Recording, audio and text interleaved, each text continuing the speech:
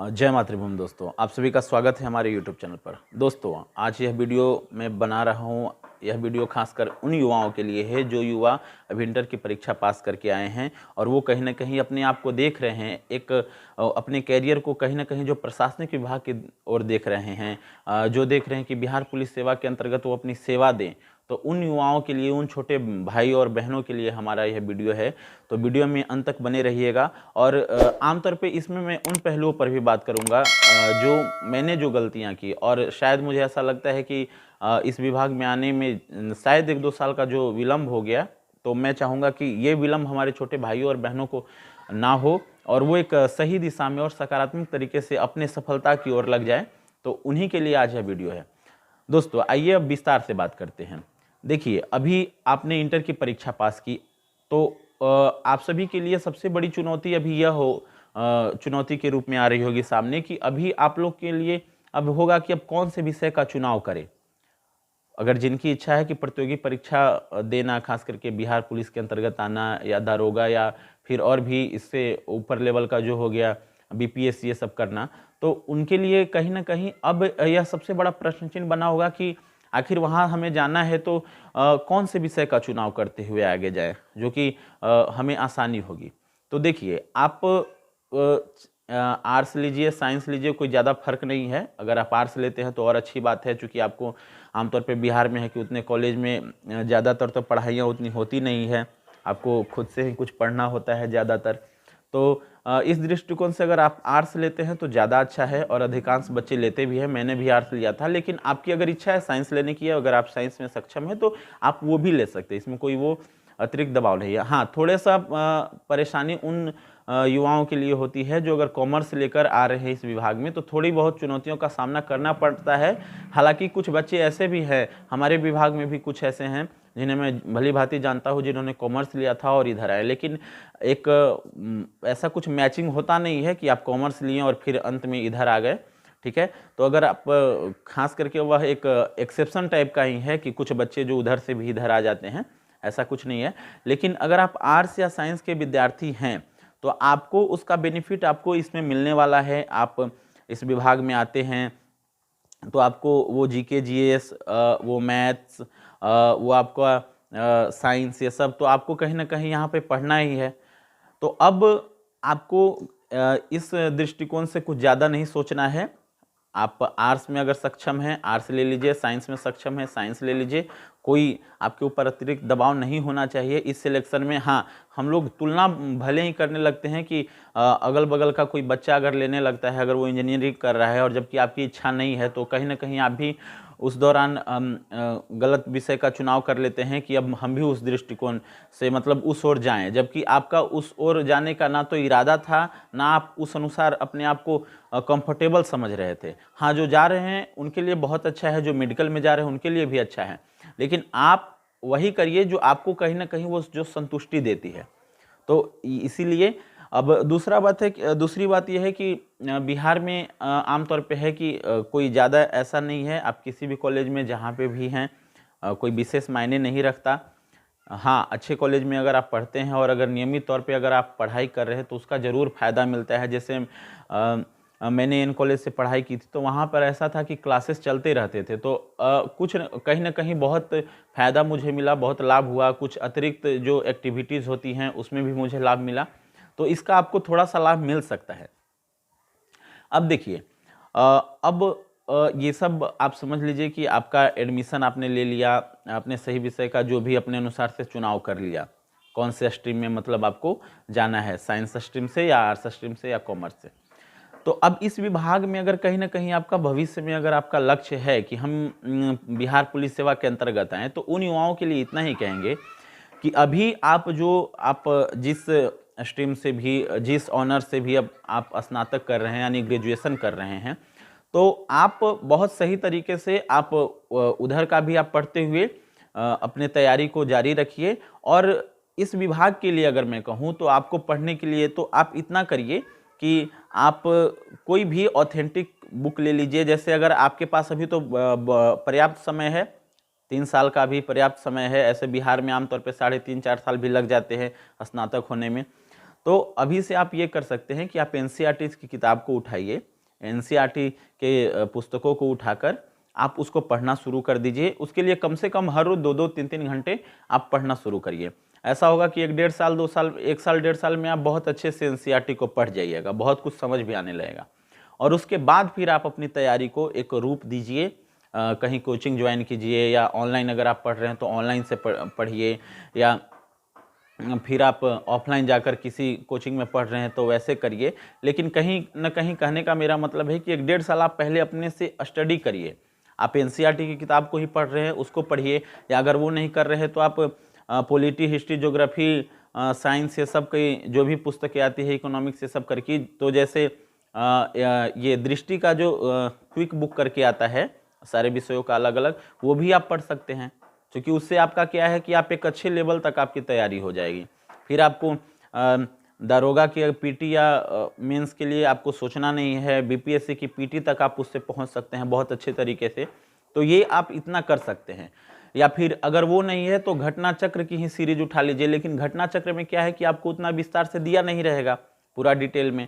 वो जैसे आप पढ़ रहे हैं बौद्ध धर्म, तो बौद्ध धर्म का 2-3 पेज में दिया हुआ है, और उसके बाद फिर वो ऑब्जेक्टिव टाइप का फिर उसका डिस्क्रिप्शन। तो मुझे लगता है कि वो थोड़ी बाद की चीज़ है। आपको पहले कोई भी पुस्तक को पढ़ना ही है। हाँ, इतना आपको ध्यान देना है कि जैसे आप आर्ट्स के विद्यार्थी हैं, आपने मान लिया कि आपने इतिहास से स्नातक किया है, कर रहे हैं, वो ऑनर्स है, तो आप इतिहास को बहुत अच्छे से पढ़िए, क्योंकि वो इतना महत्वपूर्ण विषय है, खास करके आगे आने वाले समय में। कि जैसे आप बीपीएससी तक की भी परीक्षा अगर आप देते हैं तो उसमें आप देखिएगा कि पीटी से सर्वाधिक प्रश्न जो आते हैं पीटी में, वो सर्वाधिक प्रश्न आपको इतिहास से ही रहते हैं, ठीक है ना। उसमें भी आधुनिक भारत से, तो वो तो खैर अलग बात है। फिर दूसरी बात, अगर आप मान लीजिए साइंस के विद्यार्थी हैं, तो आप अगर साइंस आपका मजबूत हो रहा है तो आपके लिए और भी बहुत अच्छा अवसर है। क्योंकि आप इतिहास के पैरेलल ही अगर कहिए तो साइंस से भी बहुत ज़्यादा प्रश्न पूछे जाते हैं। तो ये कहीं ना कहीं आपको लाभ ही होने वाला है। अगर आप साइंस या आर्ट्स के विद्यार्थी हैं और बिहार पुलिस सेवा में आ रहे हैं तो वो आपके लिए बहुत ही, मतलब एक कहिए तो गोल्डन अपॉर्चुनिटी है आपके लिए। आपका वो साइंस काम ही आएगा, आपका वो आर्ट्स के विषय जो आप पढ़े हैं, पॉलिटी, हिस्ट्री, ज्योग्राफी, इकोनॉमिक्स, वो आपको काम ही आने वाले हैं। और बस 1 डेढ़ साल की जब आप उधर 1.5-2 साल हो जाए, 1-2 सेमेस्टर तक चला जाए, फिर उसके बाद थोड़ा सा आप जोर लगा दीजिए। तो फिर ऐसा क्या है कि अगर आपका उधर एनसीईआरटी जैसे ही कंप्लीट हो गया, या फिर आप उसके बाद एनसीईआरटी पढ़ लिए 1 डेढ़ साल, उसके बाद ये क्विक बुक को पढ़ जाइए दृष्टि की, या फिर किसी भी सीरीज की, ये वाणी प्रकाशन की जो पुस्तकें आती हैं उस सीरीज की पुस्तकों को आप पढ़ जाइए, या बाद में आप घटना चक्र की पुस्तकों को पढ़ जाइए, तो निस्संदेह आपके लिए बहुत ही कारगर सिद्ध होगा। या अगर आप चाहते हैं कि अपनी तैयारी को और भी विस्तृत आयाम दें, तो वो तो खैर भविष्य की बात है। आप फिर ऑथेंटिक सोर्स की भी किताबें पढ़ सकते हैं। जैसे आप पॉलिटी के लिए लक्ष्मीकांत ये सब पढ़ सकते हैं। तो ये आपकी तैयारी के ऊपर निर्भर करता है कि आप कितना आप में गहराई से आप पढ़ना चाह रहे हैं। आपकी ऊंचाई जितनी होगी सफलता की, मतलब आपका लक्ष्य जितना होगा तो उसके ऊंचा होगा, तो उसके लिए आपको तैयारी भी उतनी जम के ही करनी होगी। तो ये आपको ध्यान रखना है। खैर ये भविष्य की बातें हैं। अभी फिलहाल के लिए मैं इतना ही अपने छोटे भाइयों और बहनों से कहूँगा कि आप सब भटकिए मत, एक सही दिशा से अपनी तैयारी को, अपनी एक रणनीति के अनुसार पढ़ाई कीजिए। और बहुत ही अभी जो ये समय है आपका ना, ये भटकने वाला भी समय है। यहाँ से आपके अंदर बहुत डाइवर्सन्स आएंगे लाइफ में। आपको ऐसा लगेगा कि अब हम क्या करें। कभी आपको किसी का आप सुन रहे होंगे, अगल बगल के बच्चों को या किसी गार्जियन को, तो उनको सुनकर आपके अंदर कहीं ना कहीं हीनता की भी भावना आ रही होगी कि अरे फलानवा के बेटा तो वहाँ पढ़ने जा रहा है, उनका बेटा तो भोपाल चला गया इंजीनियरिंग करने, किसी का बेटा तो कोटा चला गया, या फिर और जहाँ जहाँ भी जा रहे हैं। तो अगर आप उतने सक्षम नहीं हैं और अगर आप चाह रहे हैं कि कॉम्पिटिटिव एग्जाम्स की तैयारी करके, खास करके ये बिहार पुलिस सेवा के अंतर्गत आप इस विभाग में आने के लिए, तो आपके लिए बहुत अच्छा अवसर है। आप एक साधारण परिवार से भी बिलोंग करते होंगे तो कोई ज़्यादा खर्च नहीं है आपका। आप मेहनत करिए, सकारात्मक दृष्टिकोण से करिए, आप निस्संदेह आप सफलता को प्राप्त कीजिएगा। अगर मैं अपने बारे में कहूँ तो बीच में स्नातक के बाद ऐसा कुछ हुआ कि मैं साहित्यिक रुचि हो गई या कुछ और अन्य रुचियाँ हो गई, तो मेरा थोड़ा सा पढ़ाई से डिस्ट्रैक्शन हो गया। तो मैं नहीं चाहता कि आप सब कुछ वैसा करें। बहुत सारे बच्चों के लिए तो समस्याएं ये हो जाती है कि आपको सही तरीका से कोई गाइड नहीं करेगा, पता ही नहीं चलेगा कि आपको पढ़ना क्या है, आपका सिलेबस क्या है, उस पाठ्यक्रम के अनुसार कौन सी पुस्तकें पढ़ें। तो उसके लिए आपको अभी से तैयार रहना होगा, क्योंकि आने वाला समय जो है वो बहुत ही एक तरह से कहिए तो भीड़ भाड़ वाला है। कंपटीशन बहुत तेजी से बढ़ता जा रहा है। वैकेंसीज कितनी आती है? बहुत कम आती हैं। और बच्चे हर साल कितने नए नए आ रहे हैं, लाखों बच्चे आ रहे हैं, और जो पहले से पढ़ रहे हैं वो तो हैं ही। तो आपके लिए बहुत ही संघर्षपूर्ण दौर है, ऐसा नहीं है। दिन प्रतिदिन कंपटीशन बढ़ता जा रहा है। आपके लिए एक जो उसका जो आयाम है, उसका एक जो टक्कर जो है वो बहुत ही कड़ा मुकाबला होने वाला है। तो इसको ध्यान में रखते हुए आप अपनी तैयारी को अभी से, तो मैं नहीं कहूँगा कि पूरी तरीके से इस पर निर्भर हो जाइए, लेकिन हाँ, अभी आपका जो जिस स्ट्रीम से भी आप तैयारी कर रहे हो उसको बहुत अच्छे से करिए उधर भी। और 2-3 घंटे हर रोज आप कम से कम, जो आपका आगे लक्ष्य है खास करके प्रतियोगी परीक्षा का, तो उसको आप ध्यान दीजिए। आपका कहीं ना कहीं पढ़ा हुआ आपका कहीं जाने वाला नहीं है, वो निसंदेह आपको एक कहते हैं ना सूद समेत वापस लौट कर आने वाला है, और आपके लिए बहुत ही कारगर साबित होगा आपके भविष्य के लिए। तो मैं छोटे भाइयों और बहनों से उतना ही कहूँगा कि आप निराश मत होइए, हताश मत होइए, और कोई भी आप लक्ष्य जो निर्धारित करके चल रहे हैं तो बहुत सकारात्मक तरीके से चलिए। आप जीतने वाले हैं, आप योद्धा हैं, आप लड़ रहे हैं, आपकी जीत निश्चित है। बशर्ते ये है कि आपका जो संघर्ष है वो कठिन होना चाहिए, आपका मेहनत जो है वो एकदम सकारात्मक तरीके से सही दिशा में होना चाहिए। तो बस इतना ही कहूँगा युवा भाइयों और बहनों के लिए, छोटे भाइयों और बहनों के लिए, कि आइए, आप अगर प्रतियोगी परीक्षा की तैयारी करना चाह रहे हैं, खासकर बिहार पुलिस सेवा के अंतर्गत अगर आप आना चाह रहे हैं, तो आपके लिए बहुत ही सुनहरा अवसर है। आगे बहुत सारी वैकेंसीज आने वाली हैं। हाँ, जो इंटर लेवल पर जो बच्चे आ रहे हैं इस विभाग में अपनी सेवा देने के लिए, उनके लिए भी अच्छा अवसर है। वो बिहार पुलिस में इंटर लेवल पर ही हो जाता है। बहुत आसानी से आप 20-21 साल में ही समझिए कि आपके मतलब शरीर पर वर्दी चढ़ जाएगी। तो आपके लिए इससे और बड़ा सौभाग्य की बात, आपके घर वालों के लिए, आपके लिए इससे बड़ी खुशी की बात क्या होगी।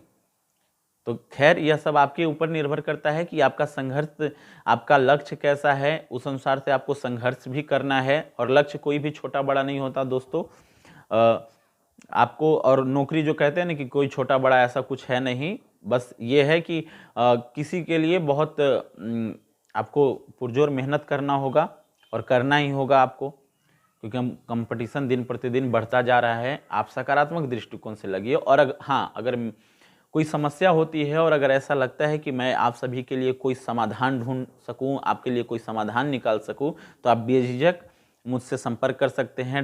अबाउट सेक्शन में जो है वहाँ पे मैंने अपना टेलीग्राम का लिंक दिया हुआ है, अपना आईडी दी, मतलब उस वहाँ से आप मुझे संपर्क कर सकते हैं। कमेंट बॉक्स में कोई भी ऐसा कोई भी डाउट हो तो आप मुझसे पूछ सकते हैं। ठीक है दोस्तों, तो फिर मिलते हैं अगले वीडियो में किसी नए टॉपिक के साथ। तब तक के लिए आप सभी से बस इतना ही कहेंगे, सकारात्मक रहिए, सही दृष्टिकोण से रहिए, और अपनी मेहनत को जारी रखे रहिए। निसंदेह जो गलतियां हम लोगों से हुई, वो मैं नहीं चाहता कि हमारे छोटे भाई बहन जो हैं आगे आने वाले समय में करें। और आप बहुत आसानी से, कठिन संघर्ष हो, लेकिन आप आसानी से अपने लक्ष्य को प्राप्त कर लें। वो सब ना हो, वो गलतियां ना कीजिए जो हम लोगों ने गलतियां की। थोड़ा सा लाइट लिया अपने जॉब को कि बहुत आसानी से हम लोग कर लेंगे। जब चूकते हैं तब हमें समझ आता है कि ओहो हो, हमने तो बहुत बड़ी गलती कर दी। तो ये सब आप लोग ना करिए, और सही तरीके से लग जाइए। जय हिंद, जय मातृभूमि दोस्तों। सही तरीके से लग जाइए। जय मातृभूमि दोस्तों, जय मातृभूमि दोस्तों। फिर मिलते हैं अगले वीडियो में। धन्यवाद।